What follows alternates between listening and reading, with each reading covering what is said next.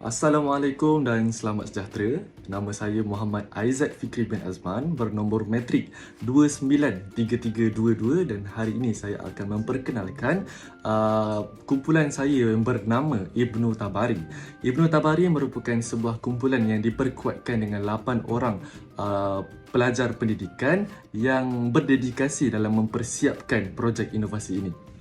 Dalam projek inovasi ini, kami mengutarakan dan mengkaji tentang isu pendekatan PEK21 terhadap prestasi akademik dan motivasi pelajar sains komputer tingkatan 4. Oleh itu, terdapat beberapa isu yang kita boleh telusuri dalam isu sains komputer ini, yakni yang pertama, dalam sains komputer kita memerlukan ataupun melibatkan terma-terma yang abstrak serta memerlukan pelajar untuk berfikir secara kritis.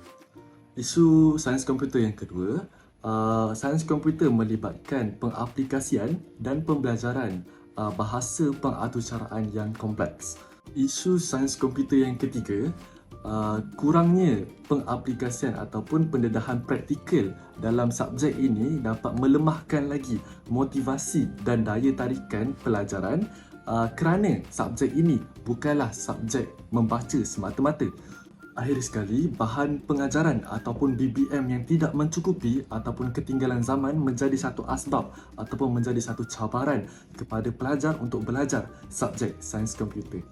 Projek Inovasi Edumify merupakan sebuah platform yang memperkasakan strategi pembelajaran abad ke-21 yang dibangunkan bertujuan khas bagi membantu pelajar sekolah dalam mengulang kaji secara kendiri melalui integrasi bahan pengajaran dan pembelajaran. Platform ini juga dibangunkan bagi membantu mempertingkatkan kefahaman dan pembelajaran mereka. Mata pelajaran sains komputer tingkatan 4 menjadi tumpuan utama kumpulan Ibnu Tabari di dalam tugasan yang diberikan. Jadi, apakah makna ataupun definisi di sebalik Edumify? Edumify merupakan gabungan kata dalam terma bahasa Inggeris, yakni education yang membawa definisi pendidikan, dan terma illuminate ataupun illumify yang membawa definisi menerangi. Jadi, gabungan kata bagi Edumify membawa definisi pendidikan yang menerangi. Sejajar dengan slogan penubuhan platform ini, yakni medium menerangi minda. Jadi, apakah objektif penubuhan platform Edumify? Edumify ini bertujuan untuk memperkasakan pembelajaran abad ke-21, meningkatkan motivasi dan minat pelajar untuk belajar, mempermudahkan lagi capaian maklumat untuk pelajar, menjamin kualiti bahan pembelajaran pelajar dan akhir sekali meningkatkan tahap akademik pelajar. Assalamualaikum warahmatullahi taala wabarakatuh dan salam sejahtera saya ucapkan kepada semua. Nama saya Muhammad Aiman Ashraf bin Qamar Zaman, nombor matrik saya 291622. Saya merupakan ketua kumpulan bagi kumpulan 6 ataupun lebih dikenali sebagai Ibnu Tabari, dan saya akan menunjukkan simulasi penggunaan platform Edumify yang telah kami bangunkan.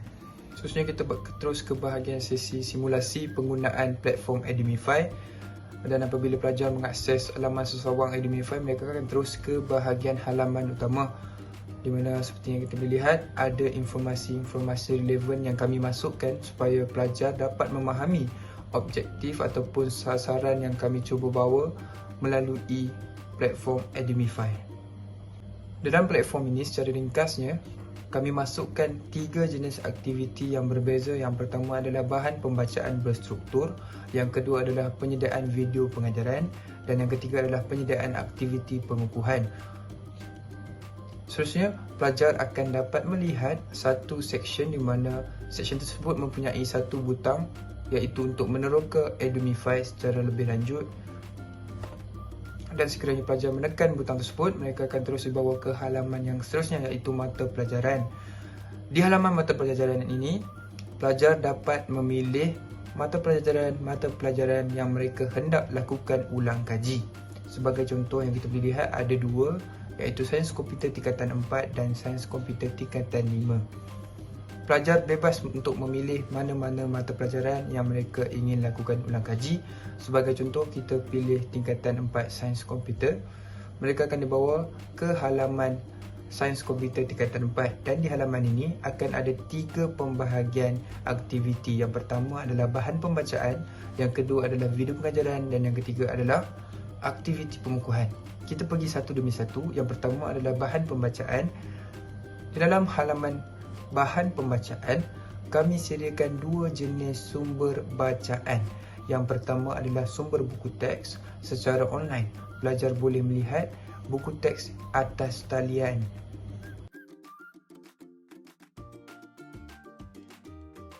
Dan seterusnya, bahan pembacaan topik demi topik yang diringkaskan oleh guru-guru yang terpilih, dan kami sediakan sekali informasi berkaitan guru yang menyediakan bahan pembacaan seperti yang kita boleh lihat. Pelajar akan melakukan pembacaan topik demi topik.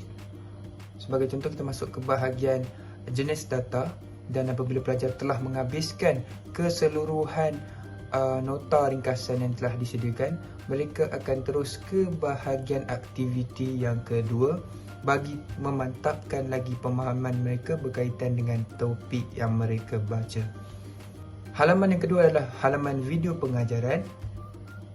Di halaman ini akan tersedia topik-topik yang disusun mengikut silibus sains komputer tingkatan 4 seperti yang kita boleh lihat. Topik pertama, topik kedua, topik ketiga sehinggalah topik ke-6.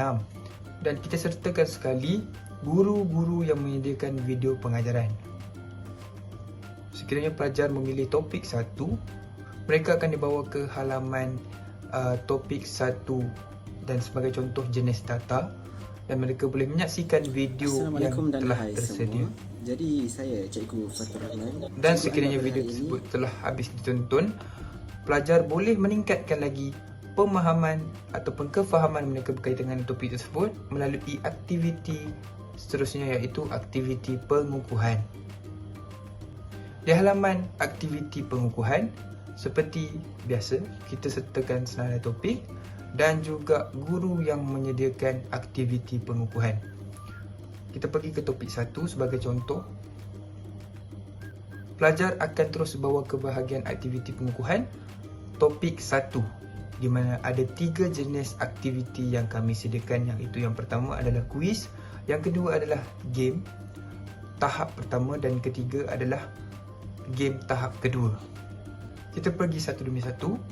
Ini adalah contoh aktiviti kuis pengukuhan bagi topik 1.3.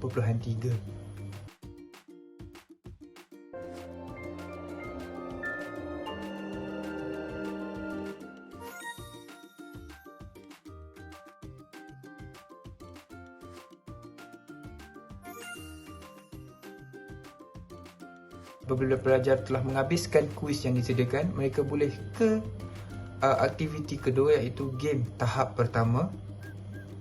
Okay, seperti yang kita boleh lihat, game tahap pertama.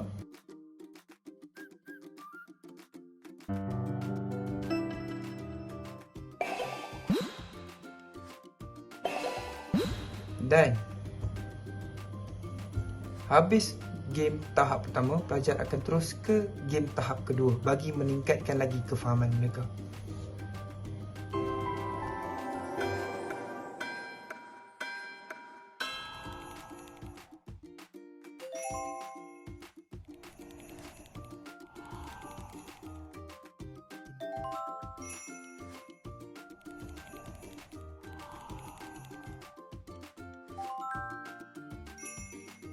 Okey, setelah pelajar habis melakukan ketiga-tiga aktiviti pengukuhan, maka tamatlah aktiviti ulang kaji mereka melalui platform Edumify. Seterusnya kita terus ke bahagian informasi Edumify, di mana pelajar boleh mendapatkan informasi-informasi berkaitan guru-guru yang bertanggungjawab dalam menguruskan Edumify. Dan sebagai tambahan, kami menyediakan 2 lagi jenis platform yang dapat diakses oleh pelajar untuk mereka terus melakukan ataupun mendapatkan informasi berkaitan dengan Edumify. Yang pertama adalah di Instagram rasmi Edumify. Instagram rasmi Edumify adalah bertujuan untuk menyampaikan hebahan maklumat-maklumat berkaitan dengan platform Edumify seperti yang kita boleh lihat.